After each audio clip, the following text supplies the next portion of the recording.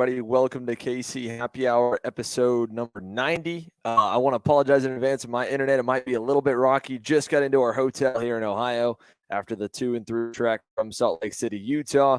We'll go ahead and bring in my new partner in crime full-time on the air, Braden Eves. Brad, good weekend for you boys over in Indy?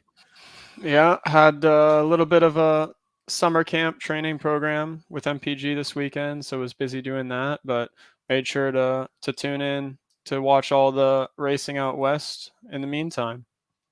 And we go from you, obviously, SKUSA winner. Let's bring in our most recent SKUSA Pro Tour American Pro Nat winner, Ollie Hodgson. Ollie, first of all, like me, life on the road. Appreciate you making time for it and everything. Has it sunk in yet what you guys were able to accomplish over the weekend now here Wednesday, a couple days removed?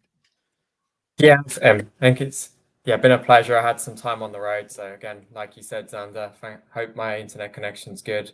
Yeah, we've come up to pit race ready to do the Rotax Trophy East this weekend. And yeah, I think the time on the road is nice. It was a satisfying drive reflecting on the weekend at Utah. So I want to get into a lot coming out of last weekend. For you, though, let's set the stage a little bit. I'm trying to think back. What was your first trip that you had to come over here stateside to start racing? Because you've been kind of, part-time for a few years in the pandemic, able to get back in, and then now you've been here, almost full-time, it feels. So what was the first step of coming to this, and what was kind of the reasoning for you to want to come over here? Did it just happen, or were you wanting to go on the more FIA type track that Joe was able to go on, coming out of all British racing you were doing? Yeah, so there was a few steps in it really.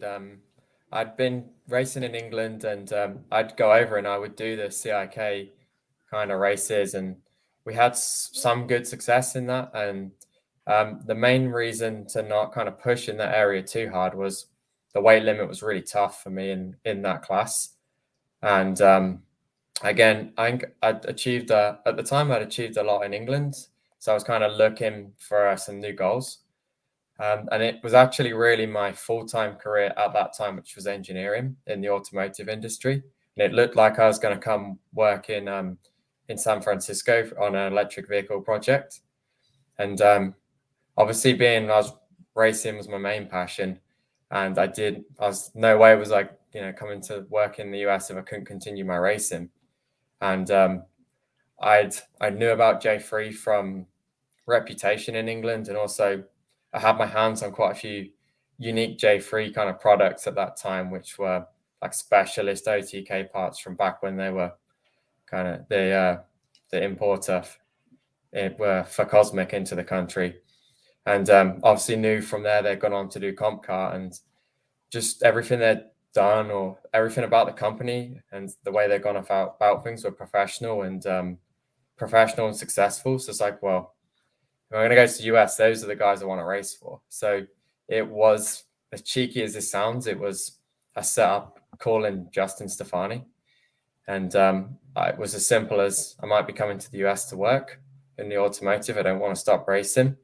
If I come to the US, I want to race for you guys. And that started up and set up my first trip out to Cal Speed in 2019 for, I think it was an LAKC and then a Pro Tour. It's a pretty good weekend. We came LAKC, we finished second. I think finished third on the Sunday at the Pro Tour. And that started the relationship with J3, and the automotive project never went ahead.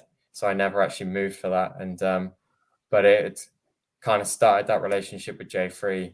They started to understand kind of my passion for this and wanting to do it full time. So yeah, it snowballed on from there. And then pandemic hits, right? You kind of you had to go home for, I imagine, a good bit during that, or were you able to stay here? And then when does the full-time stuff start with them?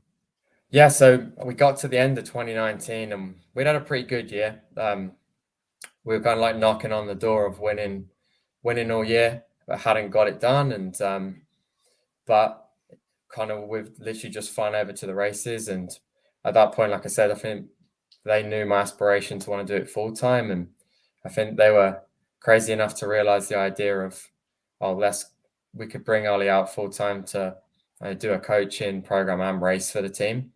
but it really didn't materialize for a while. Just pandemic hit, so I couldn't travel.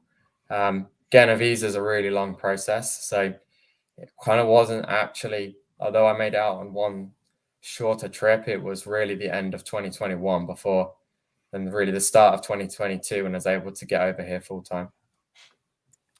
So, Braden, let's go over to you a little bit, and you and I, we can kind of kick things off of coming out of the weekend. From the little bit you were able to see, anything stand out specifically from the Utah Pro Tour race of the weekend?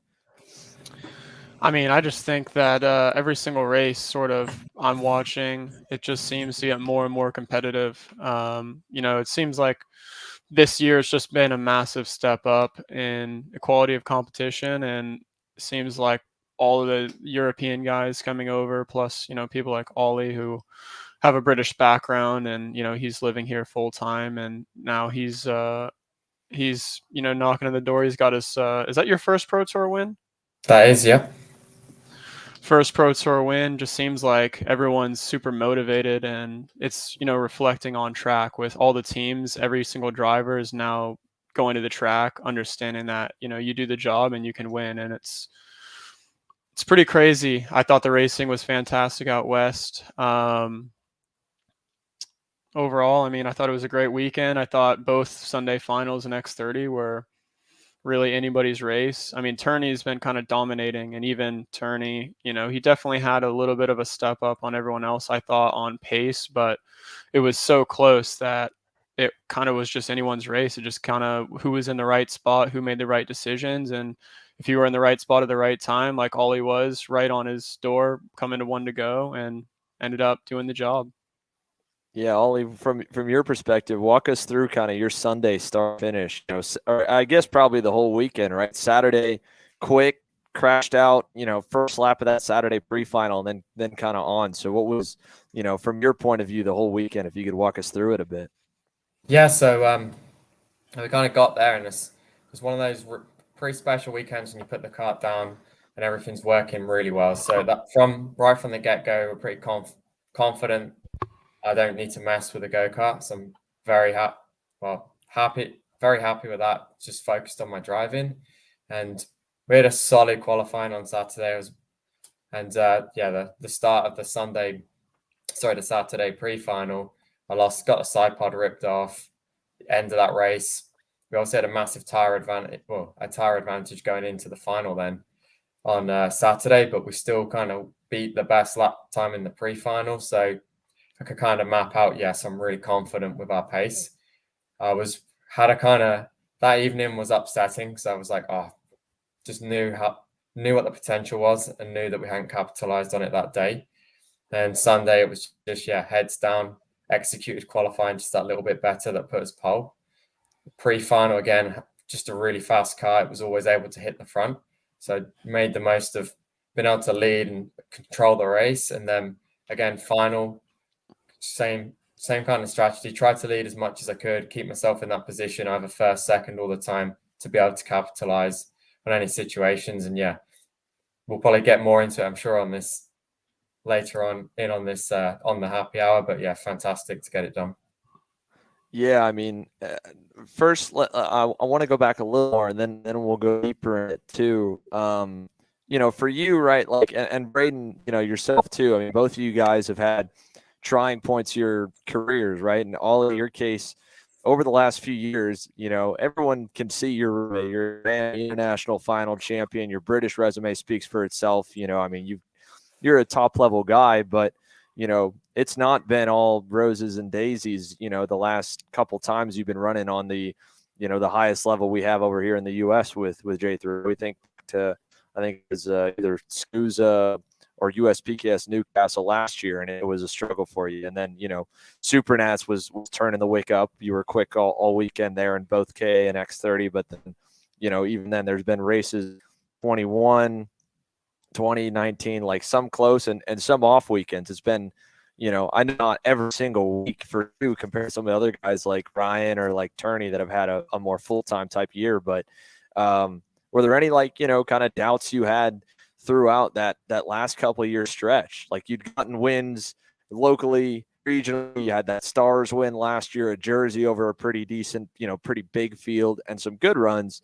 But mentally, like, what was that like for you to kind of go through and then to finally, win on Sunday? Was it relief? Was that elation? Where was, your head at over this last little bit we were with J3 these last couple of years? Yeah, so definitely been I guess a tough journey, but one that makes logical sense. So I think it really starts from back in kind of when that pandemic hit. I was at that point I was committed to doing what we're doing here in this program, and I wanted to do this full time. But really, the kind of being locked away, we didn't do a lot of racing. So, and it kind of didn't do a lot in 2020 or 2021. And it was probably pretty much as simple as just like losing a lot of momentum in that area. And then kind of getting the program rolling here in 22. I think you highlighted like we had like ups and downs, and we got to the point where we some good weekends at a national level. We were good at a regional level. And I spent a lot of, it's kind of like life as a whole. I was putting a lot of time and energy into coaching, which rightfully so, because I want that program to be really successful. So just everything takes longer than you expect to kind of build something new and for the life balance to get back. And then, now we just slowly put all the pieces together. I've been doing the right amount of time in the go-kart. Team's very organized. So that's all just come to a point now where it's all gelled together again. I knew that was the capability and how it should go. And I never had it was frustrating, but I don't think I never lost faith in the fact that we'd get to this point. It was always in my head, it's going to happen. But I don't know when the pieces are going to gel. Yeah, and Ollie, you and I kind of had similar years last year. I remember we were racing for like, what was it, like 17th or 18th at USPKS. It wasn't even that big a field either.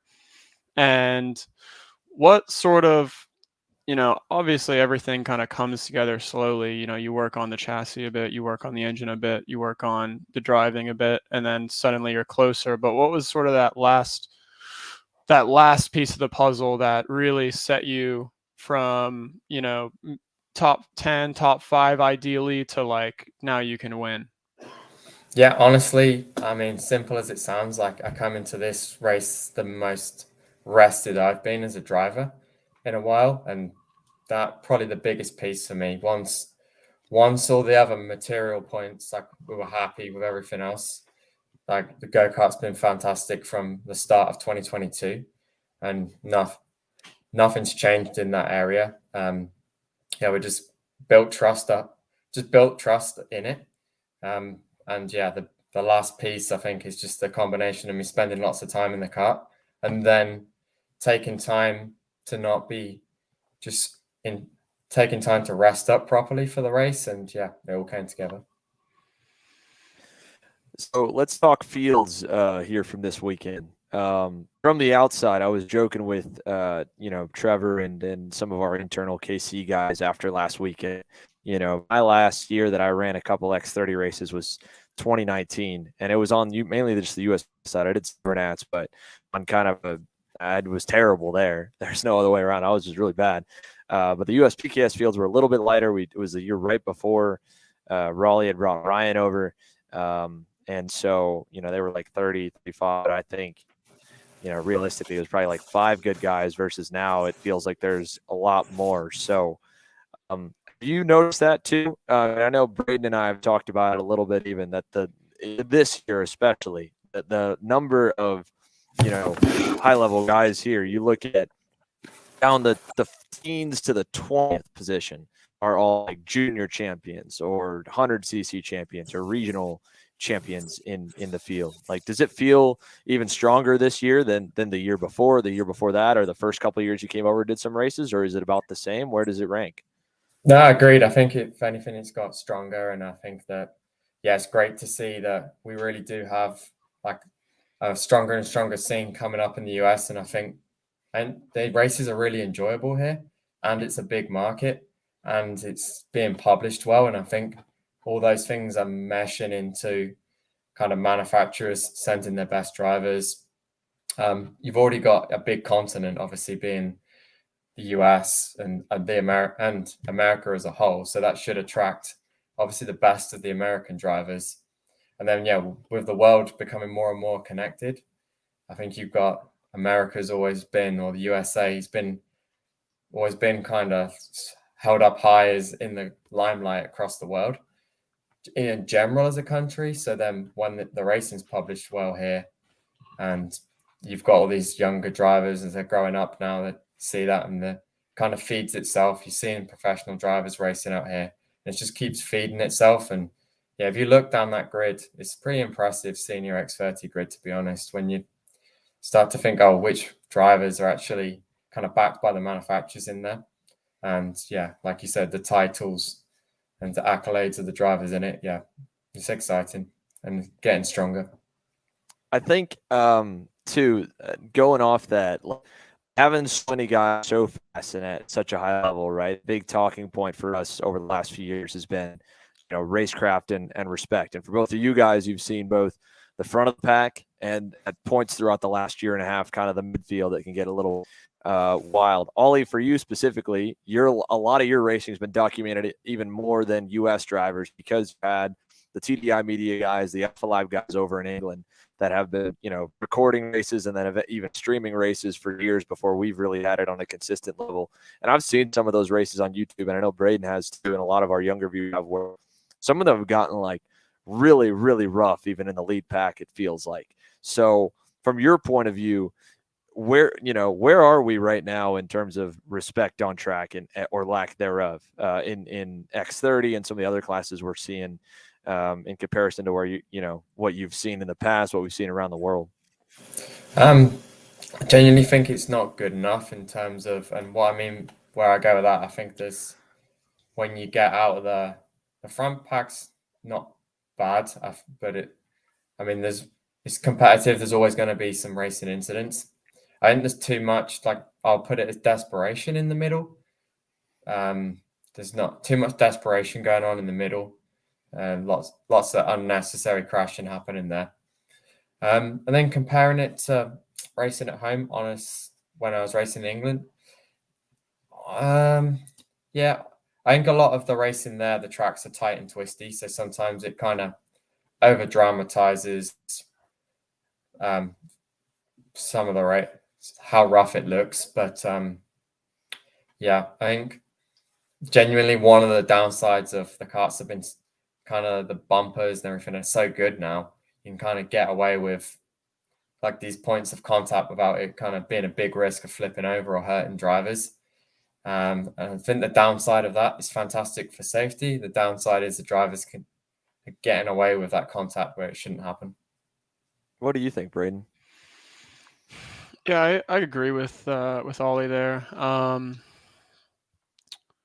think on the racing side, I mean, it's generally pretty good. I mean, I'm always somebody that is sort of gonna try and look at it from the other perspective, right? Like, yeah, if I'm leading and I'm defending on the last lap and I get moved out of the way, it's kind of like, I had it coming sort of thing. Like, the mid pack, I think, is sort of where it does get a bit iffy. Like, I think 95% of the drivers in X30 Senior are good enough to where they all are trying to lose as little time as possible when it comes to racing people. Like, I know that I'm always gonna just sort of wait until I can make a move that costs me 0 time before I make the move. And when it gets really close, it does break that up a little bit where you're just not able to get close enough. So you just, as soon as you can throw it in from 5 carts back, you will. But I think really for me, it's the only sort of where it goes past the line is when people start to like purposefully screw each other over and sort of really like try to make the other person lose a lot of time when they get past, because at that point they're also costing themselves time. And if you're costing yourself time on track on purpose to screw somebody else over, that's where it gets to the point where you really need to say what's going on here. like I think what we're seeing right now, and it's something that's seen quite a bit in the 100cc classes too, because those are even tighter because you go slower, the lap times get tighter, so the field naturally gets tighter over time. It's no different than, I mean, you look at what's happening in the NASCAR Cup Series right now that they're on spec cars in the next gen model, and even IndyCar, I feel like this year too, even more than last year, right? Like the thing that we can poke out is, the thing that sticks out to me with there is, the battle for third between Rosenquist and Rossi at the last lap of the Detroit race, or NASCAR at the Americas this year, where it's like going into a tight turn one. Same thing they had last year when they ran the Indy road course with a really tight Formula One turn one. That, we have kind of a similar setup to both of those. Like the cars are a lot less destructible than, an F1 car, and the fields are a lot tighter than that. And they're struggling with, I feel like, the same racecraft issues we have, that I don't think is so much on the drivers lacking respect for each other. I think every time we bring guys on here, every time we talk in the pits, like for the most part, both of you guys represent, I think, what a lot of the, field feels like, that everyone else is pretty good. And I don't think there's a lot of like maliciousness. But the field's just so close that, like, Braden, your point of like, yeah, with one thing, you can't pass and a bit easier. There's less guys that are going to the front. You won't be, you won't feel like that's your only do or die opportunity to get by, or you can go with. But it gets tougher in the race director's eyes when you have, 20 guys loaded up into turn one, like the NASCAR guys do at COTA when they go to Indy, and their cars are so indestructible. I mean, they basically need pushback bumpers because they can run into each other now with the new car. The fenders don't break. At worst, end up breaking a toe link. There's a weird contact for them to usually break that. And it's normally not like just on little car to car on the starts. But it's just so tough to get by people because they're all so equal. And I think that's why we're seeing more contact, and it just happens when you get a tighter and tighter field. Like, that last lap had 7 guys lined up. Oliver, in your interview, you were like, I was the first guy to get the car rotated in turn number 1, to get through. So I don't know if there's a perfect answer, because you can't spread the field back out anymore. It just ends up going back to like trying to hopefully have a consistent driver pool. And I feel like now we're getting that more than we have before, like guys racing against each other every single week.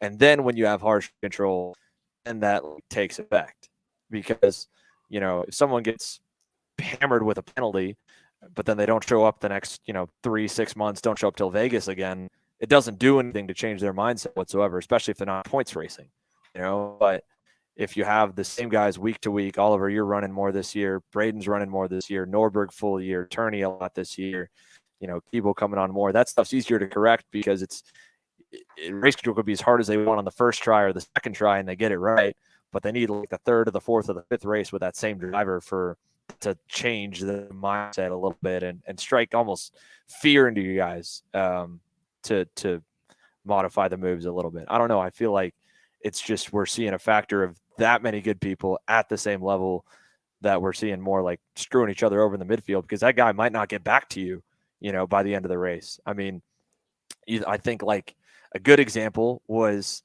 the Morgado and DeTulio incident from the pre-final. I don't know if did either of you guys get a look at that from, I think it was on Saturday in the pre-final. I didn't see that. Did you see that one? I think I've seen the clip post, but obviously in the race, no. In the race. So like what it was is coming out of the corner, Morgado was following one guy through on DeTulio in the back hairpin. And the first guy, DeTulio, let through, like normal courtesy. If a guy's on your inside going into the corner, he's going to back out, try to get in. And then we've seen a lot this year where the second or the third guy in line tries to kind of still run that guy off and follow the lead guy through. And so he kind of ran him up to the edge of the dirt. And then DeTulio's like off in the dirt, screwed. He kind of comes back on, and it ended up hurting Greenemeyer. And Morgado got through, ended up winning the race, and then got a penalty for it.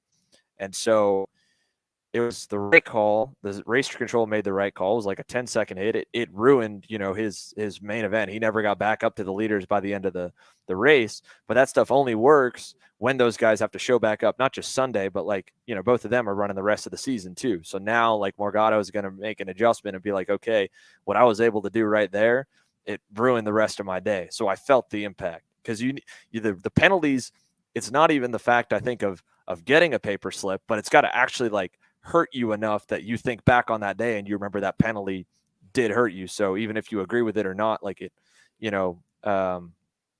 you remember that it affected the day, not that you got a paper slip. I mean, I don't know if you guys can remember the times you've gotten a paper slip penalty, but I bet you can remember the times where a penalty is ruined your day and your day was never going to get back to as good as it was had that not happened. And then on the flip side, you have incidents like what we saw in X30 with Van Walstein on the Stody, where he had a ton of run-ins over the weekend. And that's something that I want to get into a little bit later because he had some stuff in X30 and some stuff in Shifter. But I think that's the only thing that's left, and I think we're on the cusp of being able to get that. And then if that standard's set by what we see at the top in the senior classes, that all the kids in the will be a little better too. But it's got to have an impact where the field can see that the next race and the next race and the next race and go on forward, But it's a product of everybody being so close. I mean, I don't feel like there's any malicious on the grid. Ollie, do you feel like you got any enemies out there? Yeah, I think, to your point, I think that you made two really good key points in there. I think the racing being close definitely kind of creates that kind of everyone's tight. They're trying to find a way to move up a few spots. So that's kind of a good thing, but that we're all close. But yeah, definitely creates that kind of tough, and want to get to the front, difficult scenarios. And then the second point, we're talking about the multiple drivers turning up the same events. I think the key, and I'm really happy to see it happen this year, is the kind of joining forces with the different series and trying to kind of create that point system, kind of like a license-based type of point system, because I think that's the key is and the big thing is if you see something that's actually malicious, that it's punished and it's kind of playing across the whole as one standard across the as many series as possible. I think we're probably a difficult one we shouldn't go too deep into, but because the US doesn't have one controlling licensing governing body, but that's one positive. If you do, you can control that standard very easily, just like a road license in a car. Too many points and you're out. But then the step they've made this year is the right one on that. So if anything's seen, they can kind of be on probation or points if you like. And if it's too many, you're done for a period of time. Yeah, and it's I think that what'll really be a key for that next year will be having that, not that guys actually end up using it and getting booted out, but I think when people get a couple points and they get close to that danger zone, I think that's when that fear's got to strike in. Because Braden, one thing that sticks out to me, I remember we talked about years ago, was when you ran the old max speed run Florida Winter Tour, that you were I'd be scared to punt a guy in 20th because we're so on top and so harsh with the penalties that you would think twice about getting into a guy in the midfield. It's the fear of consequence, and not even the consequence itself, that changes the driver's mindsets and reinforces into higher level of respect. Yeah, I mean, yeah, I don't know. I think I don't really have a whole lot to add, to be honest. I mean, I feel like we've talked about this so much in the past. It's kind of almost hard to keep talking about it, but yeah, I mean, you're right. I mean, it's definitely if you wreck somebody and get a penalty for it, and then you wreck somebody and get a penalty for it, the third time, are you really going to do it? Because if it ends up not being worth it every time, you're gonna have to change your mindset for sure. Well, we'll get into specifics then and get out of generics then when we get back from the break. So we'll take our first commercial break here. We'll come back with a little bit more. And we have some big news from a lot of major series to hit at the end of the show. So for you guys looking towards 2024, again, we're teasing that system. There's some more stuff in the final segment of the show. So stick with us, guys. Don't settle for a national engine builder. Take care of yourself with an international one. SRP Engines is a global industry leader in engine services, specializing in engine formulas such as KZ, OK, OKJ, and Mini 60. SRP Engines is the engine of choice for Magic Kart USA and helped power North America's #1 ranked pro shifter driver AJ Myers to the 2021 SuperKarts USA Pro Tour National Championship. SRP Engines can also service any spec engine class of your choice, including IAME and ROC divisions. However, if you're looking for the absolute choice when it comes to KZ shifter engines, there is nobody better. For more information, contact Amr Sanada at srp-engines.com. KC Happy Hour is proudly presented by the Rock Sonoma Karting Championship, presented by Cameron Race Promotions, the most competitive Northern California karting series. Featuring a 2-day format with practice on Saturday and racing on Sunday, multiple track configurations, and a massive prize structure including tickets to Rock Vegas, race car test opportunities, and race rewards. Rock Sonoma is the training ground of multiple national karting champions each year and race car champions as well. Featuring a full Rock Cup USA class structure with each race weekend streamed live via YouTube, it's a series you cannot miss. For more info, check us out online at zanzarukarting.com. All right, let's bring the boys back. Let's get into a little bit on the KZ side. Oh, we'll bring out, there he is. First topics on the KZ front. So this one, again, didn't involve either of you fellas. I know we have one clip in here a little bit. This actually, let's go ahead and we'll kick off with this clip here. So this is from the Sunday main event. Aaron, I don't know if you've got it. If we can, you said we have the, oh, here we go. Yeah, so this is from the Sunday main Goulet going by. And this is exactly kind of what we were talking about. We're like the second guy in line is trying to swerve his way on over on Kyle. And follow through. Here, throw that up one more time, Aaron. Let me just show the viewers again really quick because we don't have it at low speed. But to me, it was one of the most disappointing things I think all weekend, right? Like Ollie, you touched on it really well. I feel like we come out of some of the, every USPKS, every SKUSA this year almost. I feel like I've come out of the weekend and I've come away like more motivated of the trajectory of where our sport's going, that we're like numbers are good. I mean, even this weekend, with as saturated as the summer is, as light as the West has kind of been compared to the East, and it was still over 200 entries. It was still a super strong field. It was still 19 in shifter. Everything was good. We're getting more guys, Sodi bringing over a full tent. I mean, they're supporting guys from micro all the way up to, Harley Keeble and senior. And then of course with their factory guy, Senna Van Walstein coming over. And it's so cool that we're getting another manufacturer that's stepping up, Comp Card, obviously with you guys. GFC, with Garrett Carlton's been big in the scene for a while. Obviously PSL's always supported guys, RPG with Ryan and having their big effort, but then even CRG had John Burke and Frankie Mossman to help get out here, and they've put an effort as well in their whole program. So we're seeing more and more brands invest here, more and more high-level guys come here. On Sunday, it was our third highest viewed day all year long, and it was only a couple views off of the Winter Series, which for our viewers, that's really good because normally when the regular season gets under and there's more racing around the world, we take a little bit of a dip based on how the numbers were last year. But this was the fourth highest viewed kart chaser day of all time, only behind Super Sunday, which is obviously mega. And then, 2 Winter Series they made, which are at a time of year when nothing else is racing. That's super cool. So we're making, I feel like, between the prize money that the series are offering up, between the number of races that are still full and the sport growing, like we're all going in the right direction. And the American market and the American races are like more attractive than I feel like they've been in quite some time. I want all these guys to come over. I want to see, guys like yourself, guys like Braden, superstar talents continue to get drives and to be on the racetrack where you guys should be. It's awesome. And I was such a big fan of Senna Van Walstein coming into the weekend for another top-level guy that I think a lot of people have been fans of coming in. And, yeah, he was great through Friday practice, super fast, pulled it on Saturday in both classes. And then the moment things don't go his way, he swerved Hannah Greenemeyer on Saturday. He punted her to Timbuktu on Sunday. And then he's doing that to Kyle Wick coming out of the corner. And I know that, we've covered on this show a little bit. There's a lot more that gets missed over in some of the FIA races when it comes to rough driving.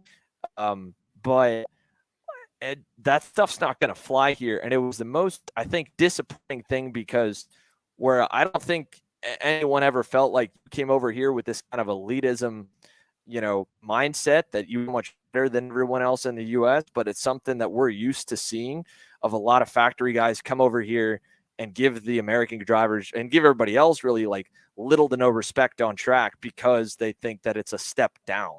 And watching that guy race when he wasn't leading looked exactly like that. And it was just the most disheartening thing.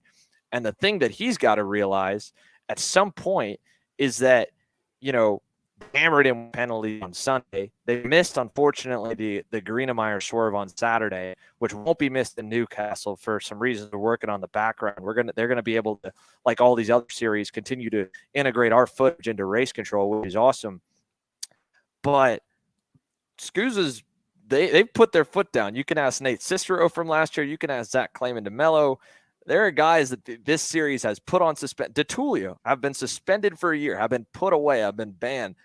I would hate to be Senna Van Walstein and go into Supernats because he does something dumb again at Summer Nationals and have to explain to his bosses Sodi that he's not allowed to race the biggest race in the world that they want to bring him over to in Las Vegas. And it just sucks because he was such a fun personality.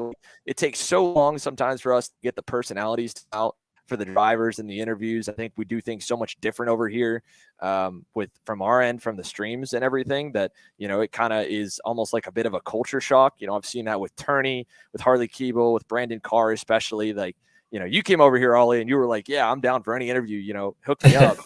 And those guys came over in the first race. We did pre-race stuff, and they're like, man, I hate media, you know? And then by like race 2 or race 3, like Brandon, Harley were like, dude, I need to get better interviews, whatever you need. I think that was part of them seeing the reach of it all. And so I was so excited to see how energetic this guy was when we put a camera on him. And then you just see him go out and do some of this like most disrespectful racecraft. And the Wick thing was the lightest thing that he did all weekend of the bad stuff. I don't know, man. It took the wind out of my sails to see, because we're working so hard to make this sport here in the States like bigger than it's ever been, on a really good wave. I'm really hyped about where a lot of the series and stuff is going. I mean, tonight we've got breaking news from series that have sent to us for the show to drop specifically, whereas a year ago it felt like we were kind of pushed around a little bit by the people in power of like, I don't know if this controversial stuff is going to work, which I don't think we were too bad on, but it just sucks to see, you know. Because I want to be a fan of this guy, and he goes out and he's just like wrecking because he's not going to win. I don't know. I don't know where to go from that. I don't know if you guys have more to add, but Braden, I know that you've raced against a lot of guys that have come over here too, and you can back me up a little bit that we've seen guys come over here to the U.S. and like have this, you know, I'm better than everybody here energy.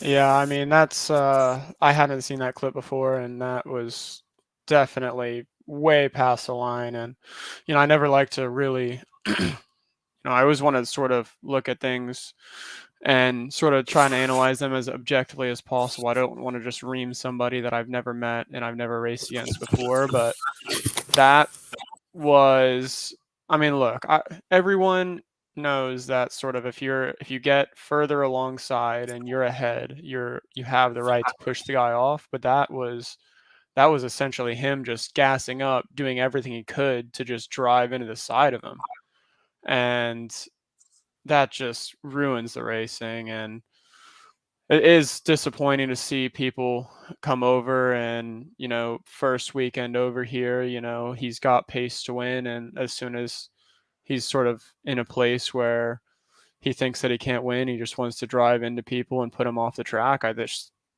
unacceptable. And I mean, in my opinion, that sole incident, and I saw the other one with Greenemeyer, and that one here we have it queued up. Aaron, throw that one up. This was the roughest part of the weekend. We missed the one on Sunday. But first up, Hannah was kind of getting used up a little bit. Harley had moved her out of the way there, which fair enough. She was, you know, fending a little bit early. She kind of gave it back. And then right here, boom, just looks over, checks her, swerves her completely off the racetrack. And it was a little bit rough. And that one at full speed doesn't look as bad, but I can see from the sidelines, that was one of the like most egregious swerves I'd seen all weekend. And I don't know. I mean, Ollie, when you came over here, I don't feel like you felt like this was a step down. Did you feel like that at all? Did you have any like wow moments that the guys over here were good or better or worse than you expect?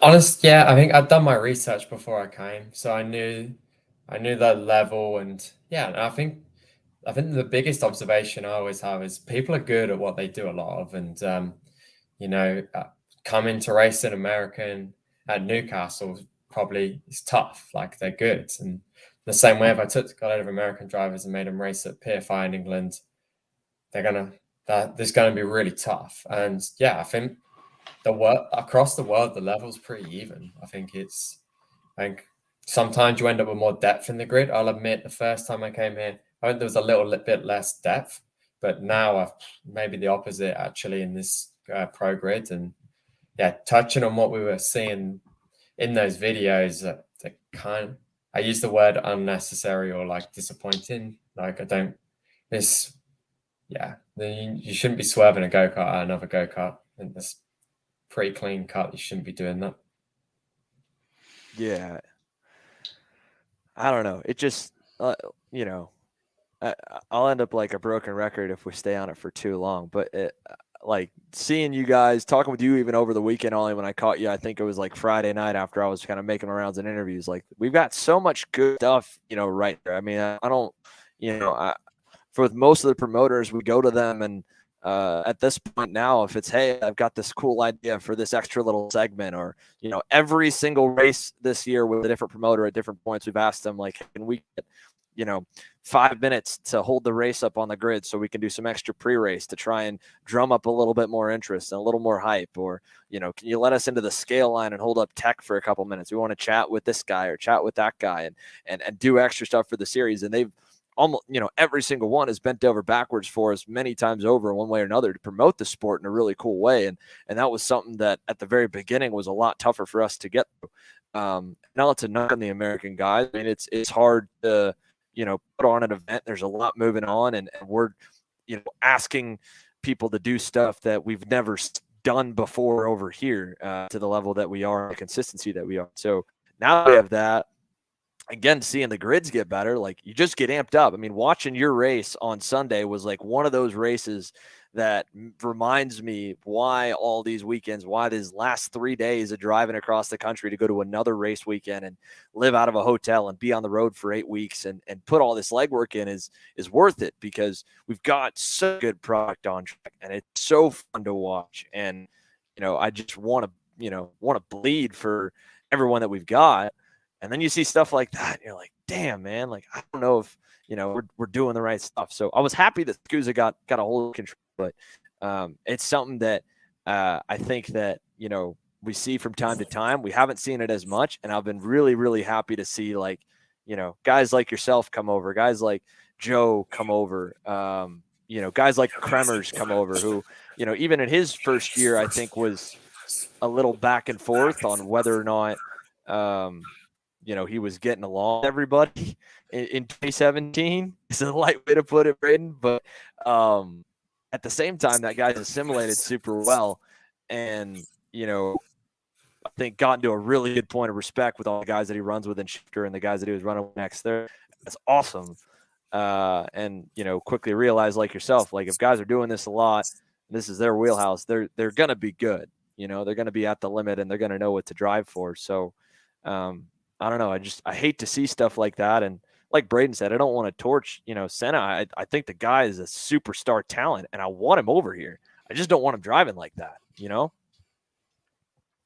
But it definitely takes away from the legitimacy. I mean, especially when we talk about how much sort of the limelight is on these races, especially the KZ and the X30 Senior, and you have so many people watching, and you have so many, young people.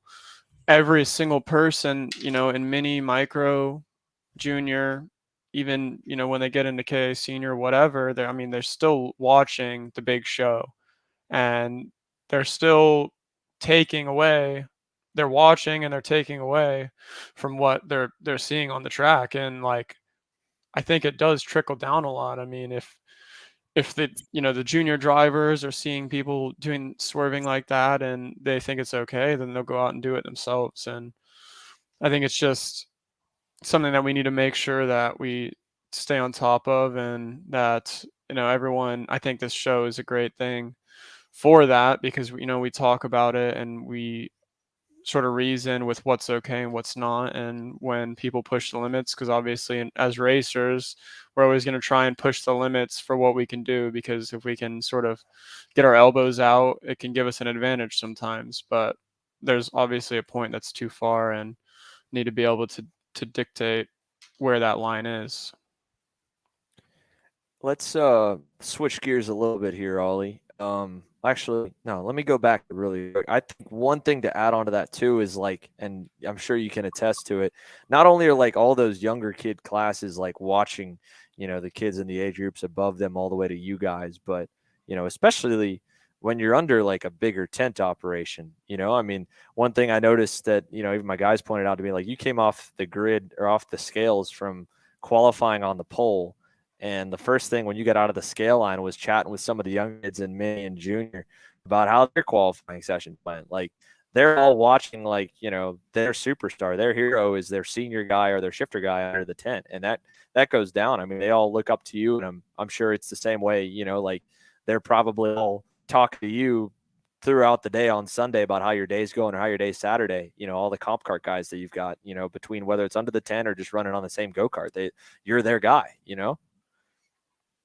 Yeah, I think like massive. Like as Braden said, I think it's really important that at the top level the racing's as it should be, because you said I remember when being younger, it was like the best thing in the world to go down and watch what was Formula A at the time and watch those guys, and they were like idolized those guys as superstars.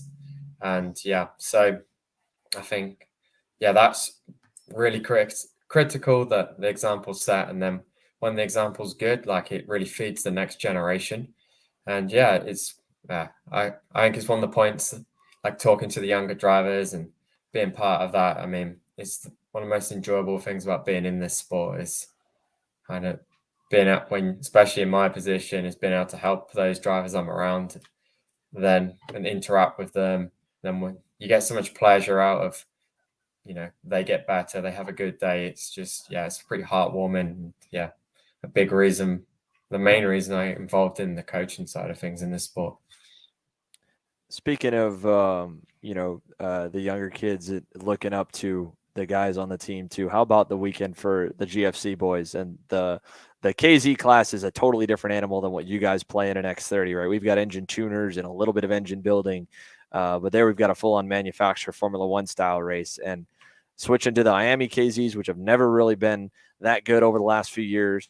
And I know they're watching along here too, but a huge congrats to Gary Carlton and that group. I mean, 1-2 on both days with, Jake Gulick, when he ran even into shifter and an X30, like he was never regarded as a top guy. And he's now turned himself into being right at the level of Kyle Wick, who's been, a Pro Tour champion in his won races, and he beat him heads up, both days. And for them, I mean, that's super cool. I know from being in the paddock this week and all, you're around a little bit of it, but not too much. Did you get to pay attention all to some of the shifter boys going at it over the weekend? Yeah, I was. I went up to watch quite a few times, and the things that's kind of stood out to me was obviously that Miami engine was running really well. Credit to the amount of work I'm sure those guys have put in, and at SweetTech and the GFC camp, and they were so fast in sixth gear. I couldn't when they were.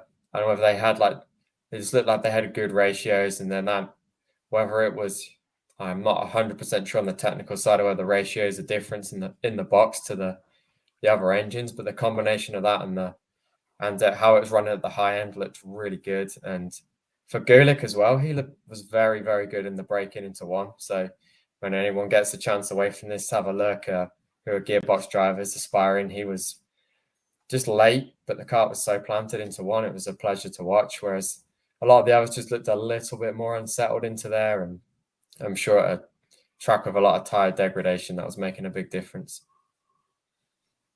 And Gary's here in the chat as well. I know we'll chat with him over the next few months as well. He's been busy. He's also on the road, just got into Newcastle to get ready for next week. Said, FYI, we've been using the IME since Vegas last year, so there's a kudos for it. I know this was the new generation streamer that had come out, so they've been on the IME brand for a little bit, which has been a TM-dominated class. Swede Tech on the tuning, GFC with chassis in the team, IME with the manufacturer. That was super, super cool. Braden, I know you got to watch a bit of it as well. I mean, those guys were blowing the doors off everybody down the straightaway. It was crazy to see. Yeah, it's really cool to see in that class as well, right? Because it's just one of those classes where like you put in the work, and just like Formula One, I mean, everyone has the same set of rules. Everyone can do whatever they want with the engines, obviously to an extent. So when you see people like that are just, put in the work to develop the program, and then it comes out like this with 1-2 on both days, it's impressive to see. And like Gary Carlton, definitely one of the best guys in the sport when it comes to the gearbox category, and he's really formed a sort of niche. I mean, I know he does some single speed stuff, but I know if you ask him that, he would probably say pick if he had to pick one, he'd pick gearbox any day. Oh yeah, I mean, that guy's been our stud for the longest time of being the last American fully factory driver, which was cool. So it's cool to see those guys get a big win. It's cool to see different manufacturers winning in that class, and I'm hoping that when we get down to maybe not exactly for their sake, but when we get to Newcastle and the more familiar territory for all engine tuners on carburation, Formal with the Vortex gets going, the team guys are able to sort themselves out. I mean, that was the one key thing for them. It's been carburation's been the name of the game on the Aspen fuel all the way through. For you, Ollie, I mean, was that was the biggest thing you guys chased all weekend? I know you said you unloaded and you were fast. Was there anything you were tuning with? Was the engine good out of the box from the AVP guys? Was anything on the track different that you had to change with the weekend, or was it consistent at the end? Yeah, I mean, honestly, I'm gonna have a really boring answer, but an honest one. And I genuinely did not change one thing on the go-kart for 4 days. It just ran it. I mean, we typically don't. I think that the kart as a standard is very good in its standard form. As a driver, I don't as well. I normally look at my driving before I mess around with the go-kart. So I think the combination of those things, I genuinely didn't touch anything, and it was maybe 1 tooth up and down. It was really good from the start, and then the engine piece was just really well rounded. And I think the main thing was just with a highly abrasive track was just understanding the driving, how hard you could push, how the braking technique needed to look, and then just being organized with the tire pressures to be in the window without punishing the tires. Yeah, by the track being more abrasive, a lot of the races this year, it feels like, I mean, it's a couple years, but especially we saw it at Orlando, that when we have all this rubber laid down, the track just like slicks over as the weekend went on. Did it ever get to be like that by Sunday, or was it by being a more abrasive surface, like we never got to this kind of slip and slide that we've seen, be at some of the earlier races? It stayed more neutral. So like you said, it's interesting with these tires are pretty synthetic, so that you really notice it into the braking zones. Like when we went to the USPKS in Texas, Sunday was noticeably more slippery. But good point. Yeah, the track really stayed pretty consistent from Saturday to Sunday. Well, we've got a little more. We'll take one more commercial break, and we've got more clips that Aaron's got queued up for us, and then some more news to come at the end of the show here. So we've got a little more coming. Stick with us, guys. Looking for the perfect vacation spot and a family fun weekend where a race breaks out? Look no further than Karting the Coast. Our 10 race schedule is already well underway, with stops at NOLA Motorsports Park in New Orleans and Finish Line Performance Karting in Biloxi, Mississippi, where our podium ceremonies are on the beach. We know how to have a good time and put on a good race, and all that we're missing is you. To find out more, visit kartingthecoast.info.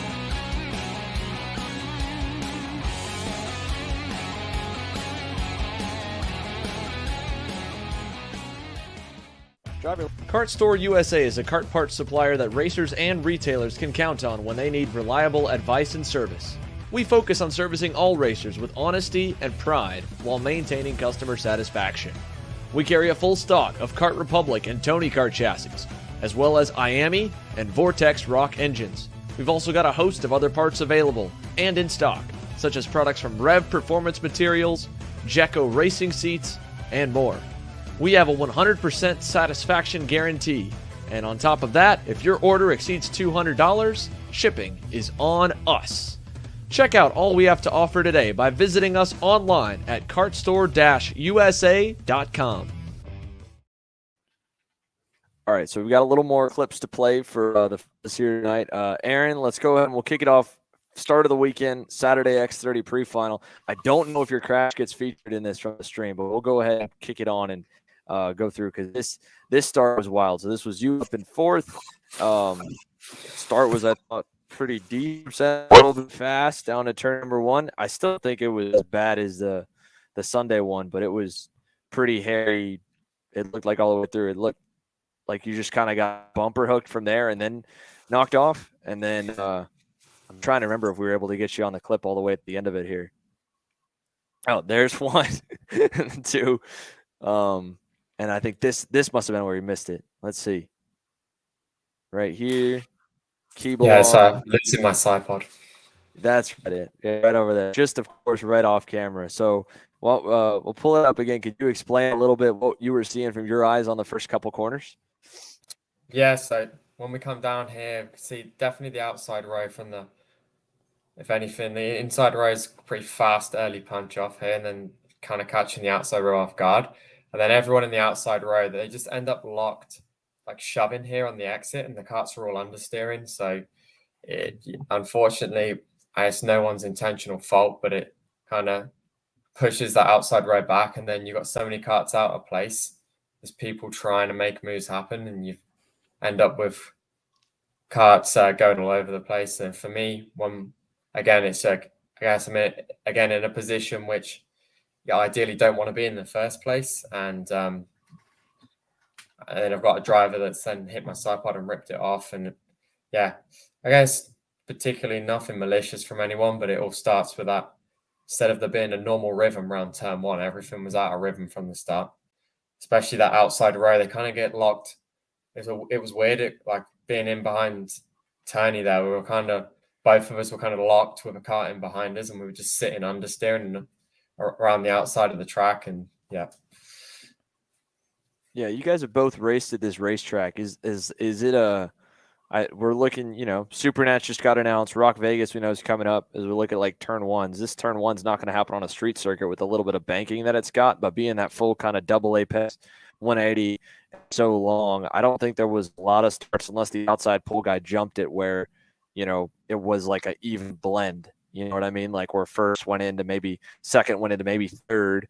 But then a lot of the guys on the outside were just getting, started fourth, sixth, or eighth. It was like a death sentence, it looked like. Is that what it was like too from the driver's side? Yeah, and I think the things that stick out to me as well on that track is not just that, but when you come from the turn three, that left, and then you go into four, which is the left into the long right bowl corner, it's one that I was always highlighting in my head of, okay, like sometimes you have to, but ideally you don't want to be shuffling through there. And then the same as you come off the bowl of the long right into that center box section. So I think you got some drivers who are willing to take a bigger risk than others. But I think they're the two areas that the aggravation starts, because the carts don't fit into there naturally on the racing line. So, and that's the key, is like some people are taking the risk, and yeah, probably not a massive amount of it's like an 80-20 or 60-40 one someone's fault compared to the other, but the carts don't fit through those corners well. Yeah, and it seems like it's really tough as well. Like I mean, it's always sort of been tough there, but obviously, you get everyone wants to sort of push the outside lane in as much as they can, sort of into the dirt, especially when you get everyone is just bumper to bumper on the inside, just pushing the guy ahead, hoping that eventually it will basically get them free positions up front. And it was just tough, I think.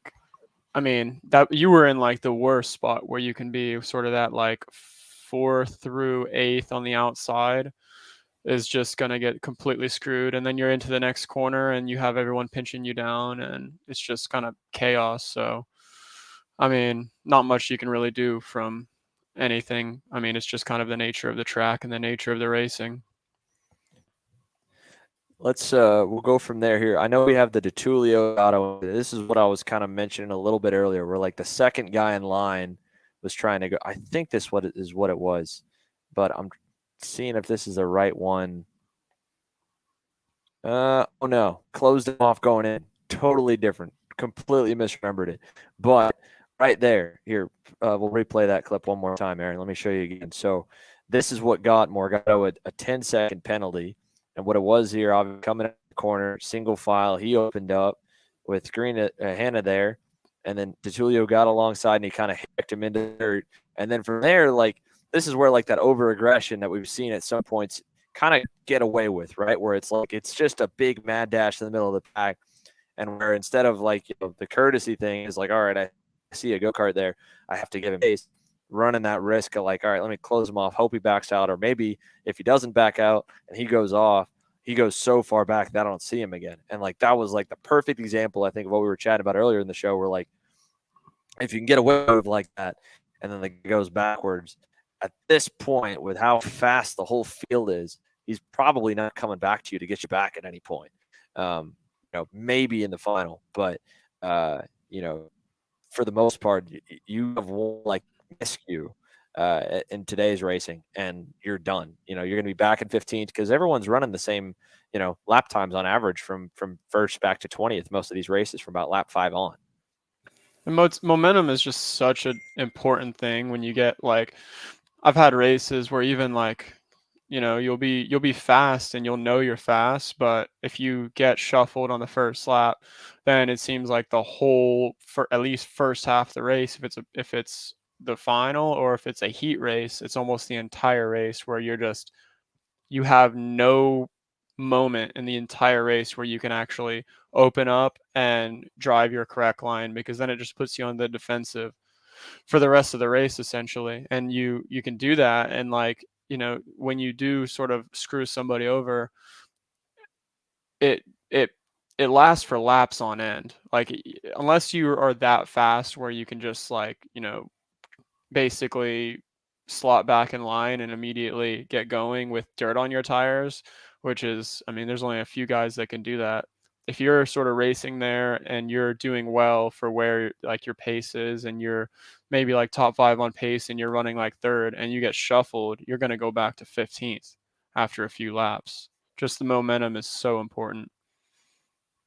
Yeah, agreed. You see these like big, especially you see these big runs when you come from the back, and it's kind of like, oh, how did they go through so many people? And it's just because if your momentum's on your side, you just never get your tires dirty. So it's just constant positive.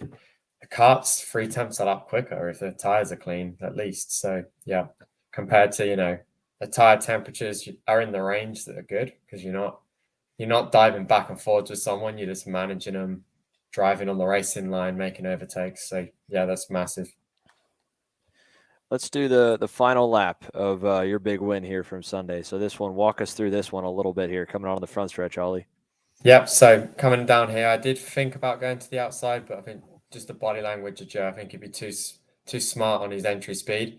I'm just sitting on him on the way into the corner. Then eventually I get the push on my rear bumper that is fortunate for me, because I'm then able to make the corner and Joe wasn't. And then from here, I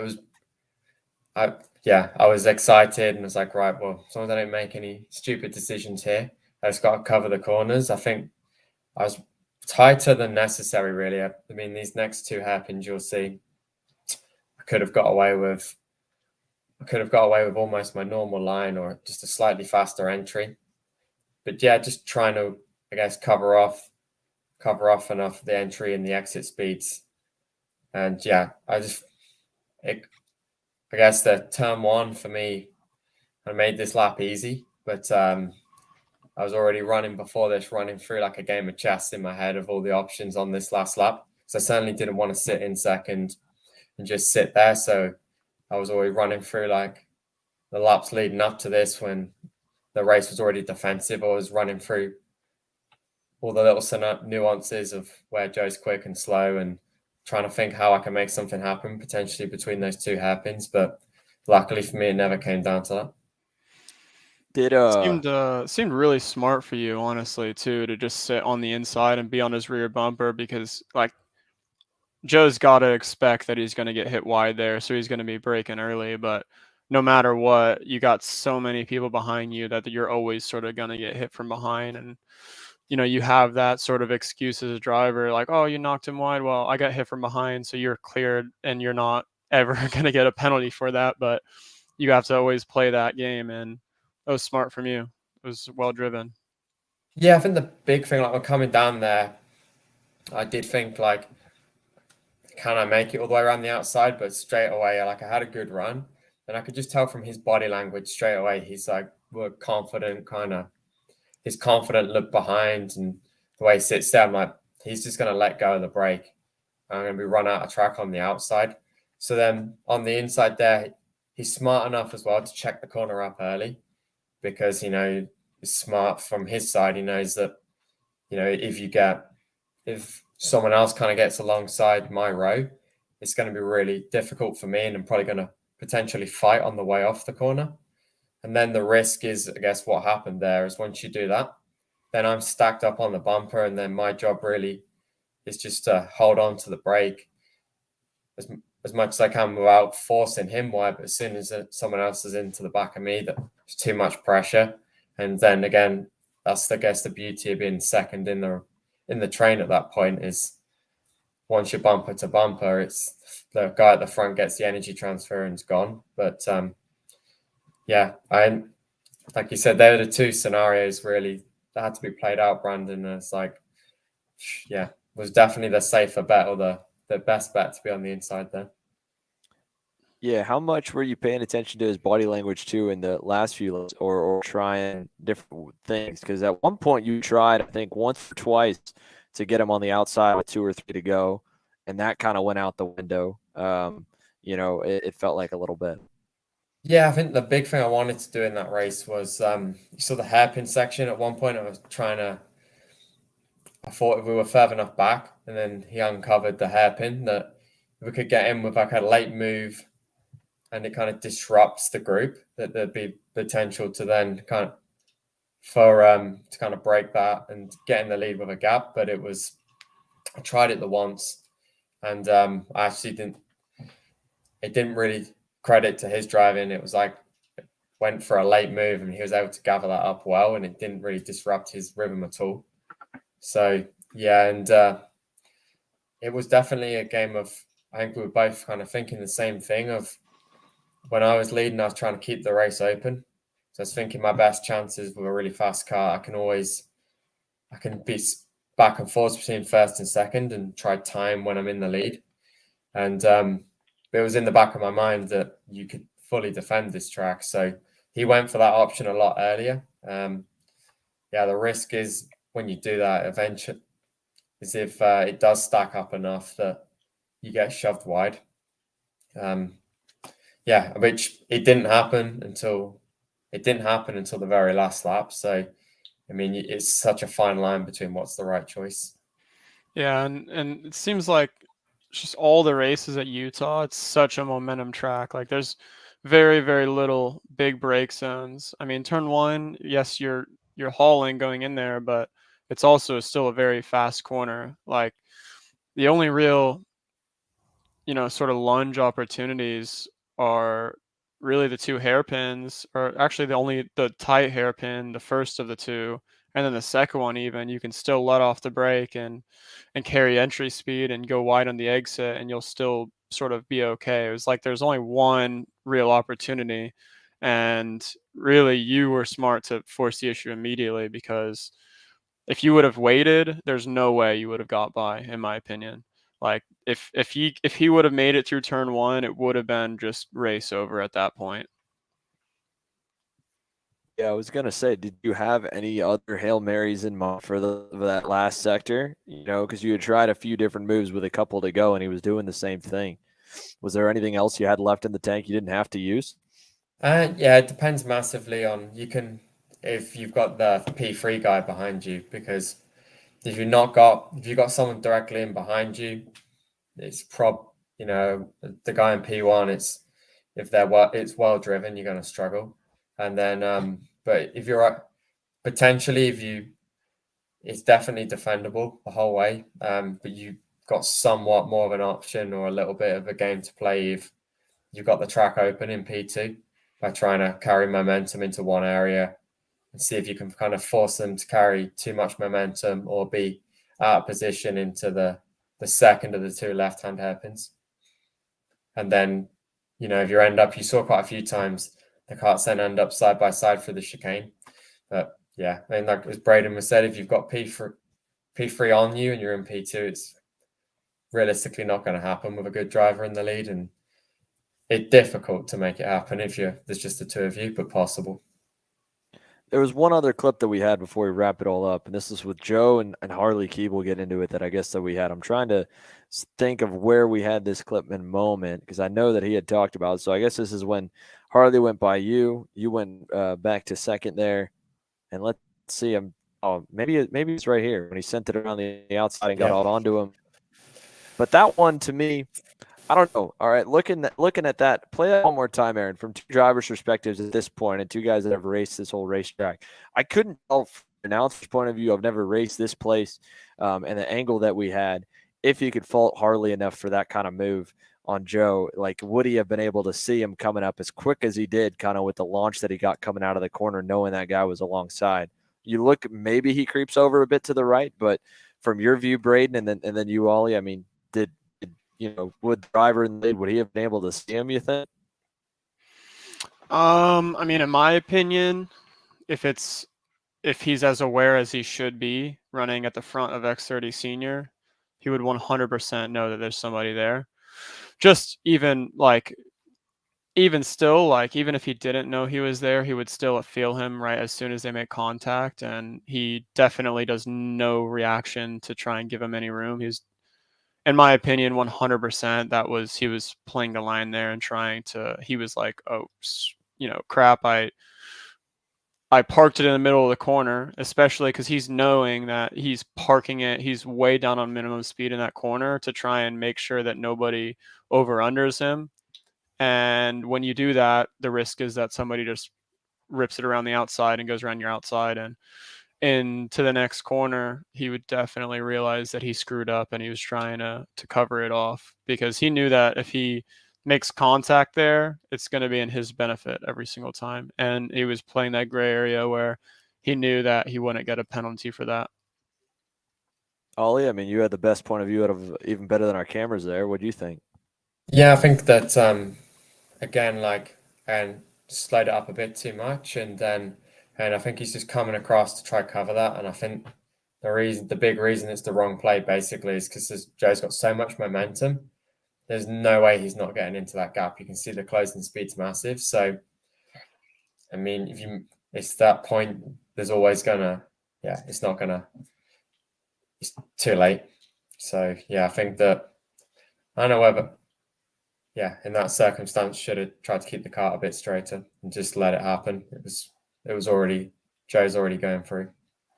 Yeah, and you can always sort of if I was in that position, for sure you don't want somebody just ripping around the outside. He's already made the mistake of parking it too much in the middle of the corner, and he's already screwed his exit. And you always want to compromise the other driver's line as much as possible, but that was too much where he was essentially trying to run a line to where Joe would have completely gone in the dirt and completely shut off the line. But even there, if you want to push the gray area and make it more fair, you can give him a little bit more room. He's still going to be going through the dirt, but if you make him sort of go half a cart in the dirt, he'll lose enough momentum to where you can keep the position.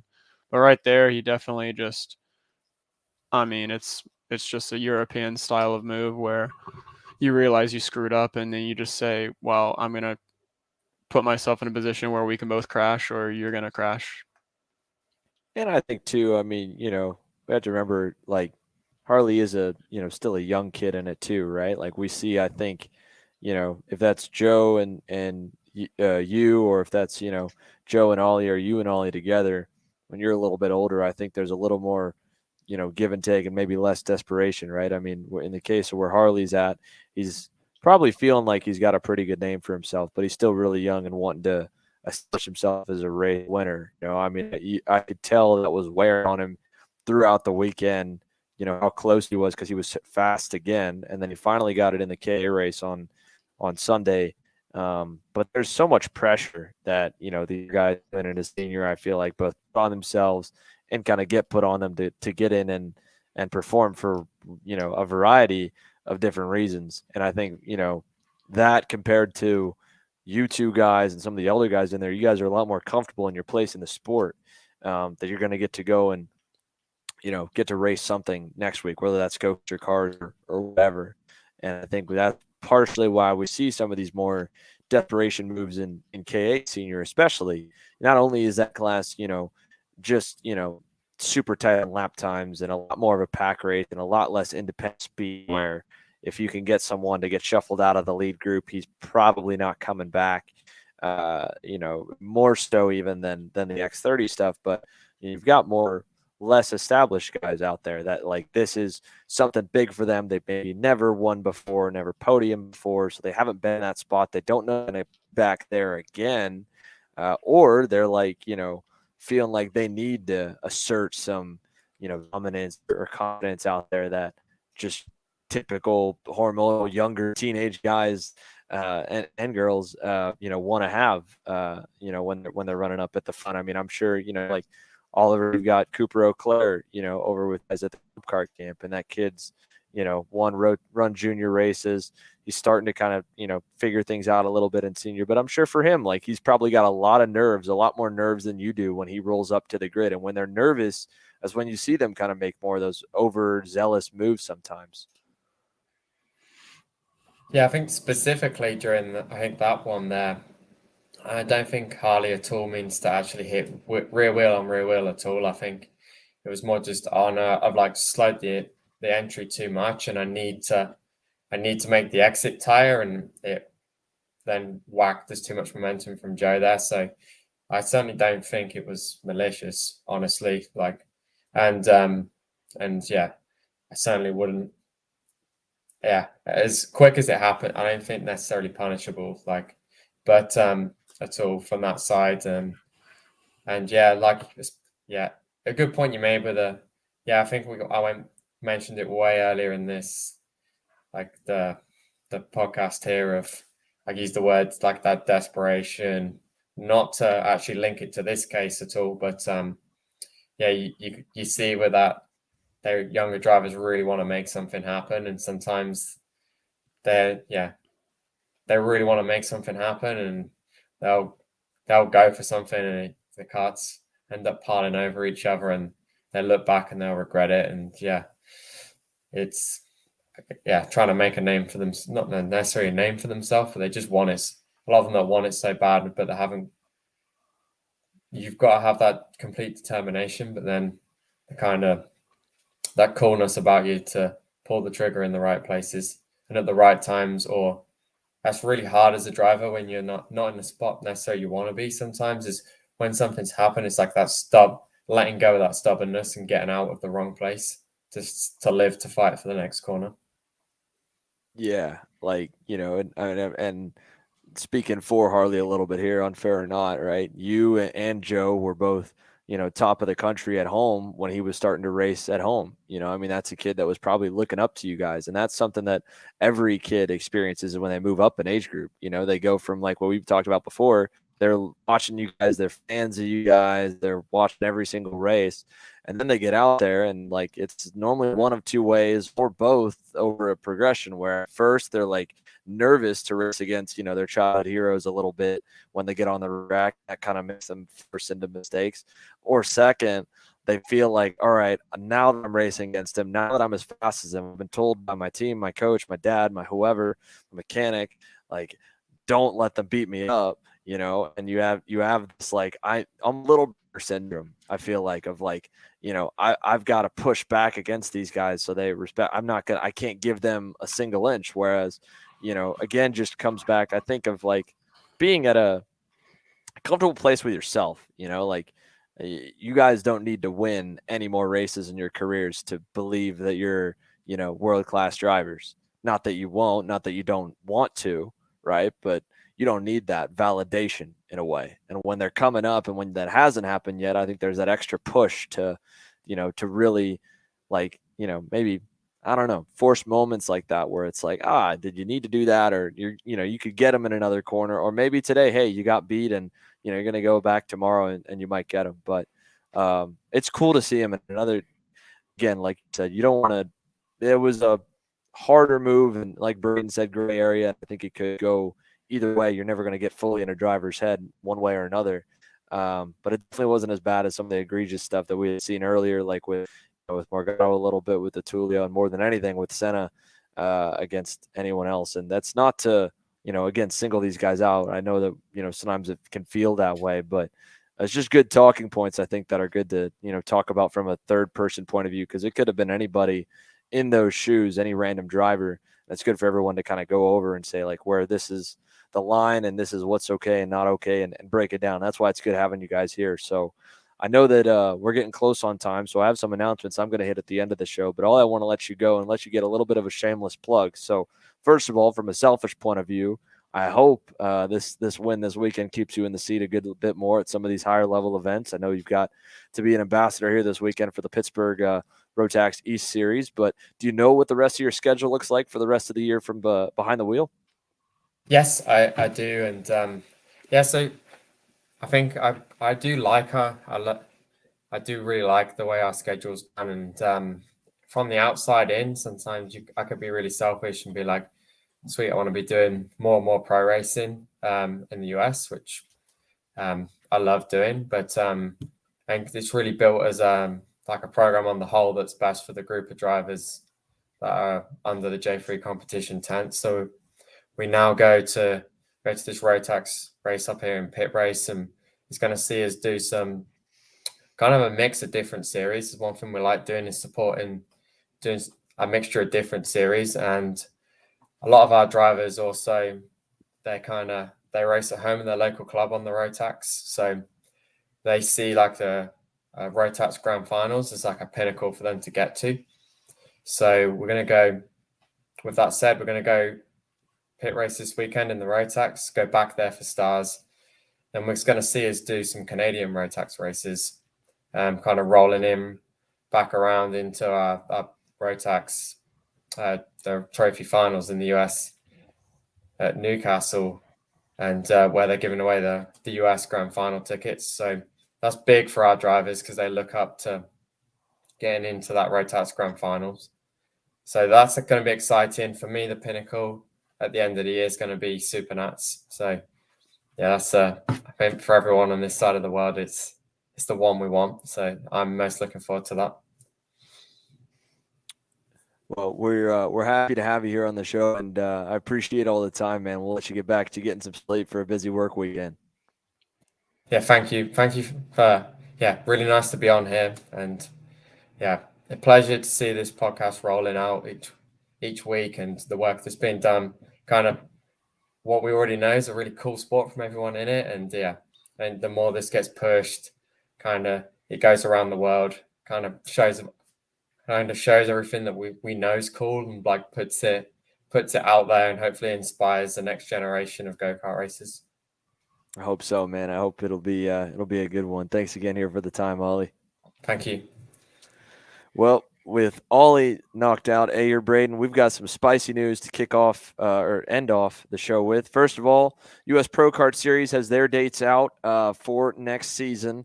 In fact, this is the first. I was holding on the show for a little bit because there's more dates to come later on, probably tonight. But not only do we have the dates for Kart Chaser exclusive, we've got obviously the first 5 dates of the season. Round 1 going to start a little later in the year in April. Then we go into a heavy summer stretch, just like this year. That's going to try and make things easier for kid classes throughout the time off school. June, July, and then a mid-August event. the end of the year in September. They're waiting to get all the track contracts done, but the first one actually is already done. And so as an exclusive here, official announcement on our end that'll go out on social media, the USPKS pages probably tomorrow or later tonight. The first round of the season is going to be headed back to Houston to Speed Sports Racing Park in New Caney.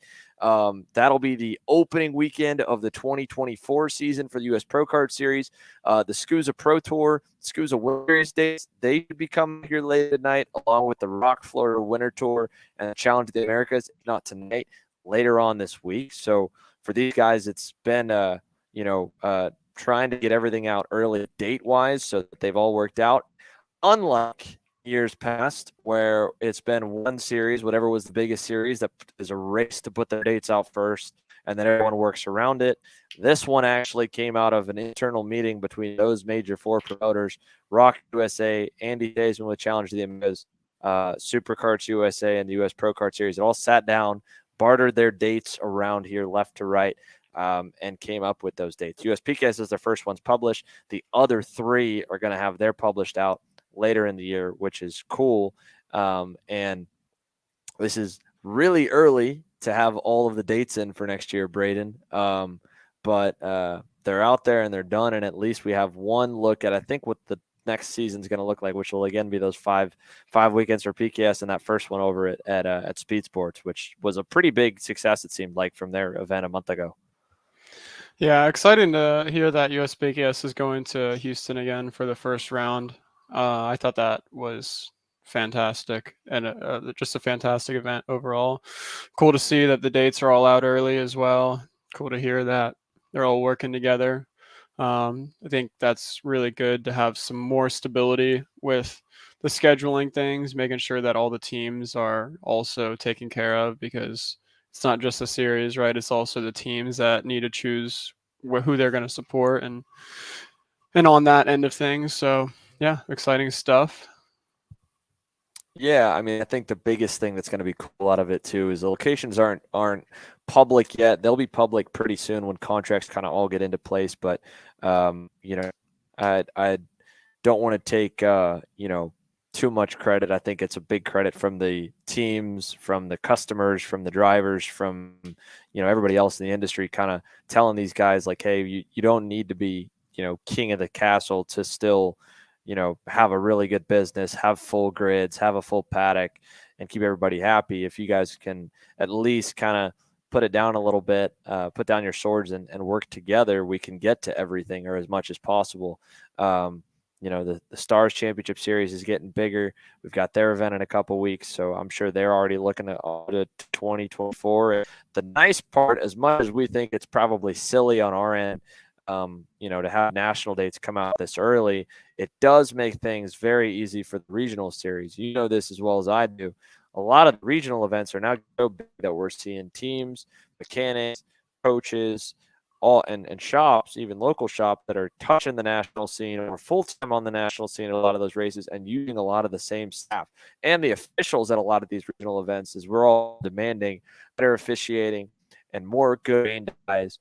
We're getting more and more of the same people, making a full-time living almost, or actually making a full-time living working in the. So it does make things better by having these dates out sooner for those regional promoters to then kind of work their dates amongst themselves and kind of decide what's the best option. Because then, going into 24 for a lot of tracks that aren't just a owner karting track, that has rental karting, that has corporate events, that has other stuff like a NOLA Motorsports Park or a Pittsburgh race or whatever, they can start those negotiations now with a weekend in mind, and kind of sort things out. I mean, this weekend, we're broadcasting the Ohio Sprint Series. There's a Cup Karts North America event, North event going up down the road. There's the big race event over at Mid-Ohio.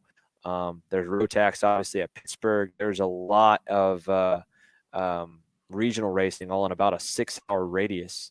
So, which is just unfortunate how it all played out. Now with these guys even earlier than last year and all of them lined up, it should hopefully, in theory, make it easier for event weekends like this to kind of not happen where the same region has like 6 different races going on, where everybody is a little bit lighter. But yeah, it's early. We beat the NASCAR schedule. We beat the IndyCar schedule for next year. On paper, it does seem a little silly, but there's positives behind it. And the good news is, at least all these series, this was coming out of a meeting. I know SKUSA was hoping to get theirs up tonight. Theirs is going to go up soon. I was texting those guys during the break. So at least then for vacation time, people have plenty of time to do that. More than enough time to sort that kind of stuff out. Yeah. Well, I think we're wrapping things up, right? Yeah. We're wrapping up. Sorry. No. Well, I just wanted to say I'm very excited for next week's happy hour. Me and Xander have been talking, and we're going to have some cool guests on. I think it should be a really exciting show. I've got some really exciting ideas that I've been thinking about. So got some good cool things that everyone, if whoever's watching still, whoever made it this far, tune in next week because it's going to be a good one. Some more armchair racing to come. That's what it's going to be. A lot of armchair racing, which we do on this show and have a ton of fun with. So, as always, guys, thanks for watching. We'll see you next week. The guests will be released very soon. We're going to have some fun. And if you're watching again with our live streaming, we're live this week on Saturday and Sunday with some grassroots regional action. Should be a blast. The Ohio Sprint Series, a relaunch, rebirth of that championship. And it's a cool part of our initiative this year to kind of keep trying to touch as many different levels of the sport that we can. So that'll be live. You want to watch some racing? It's another middle of the summer stretch. I'm losing track of the weeks. I don't know what number it is, but I know there's a lot more coming. So we'll see you guys next Wednesday.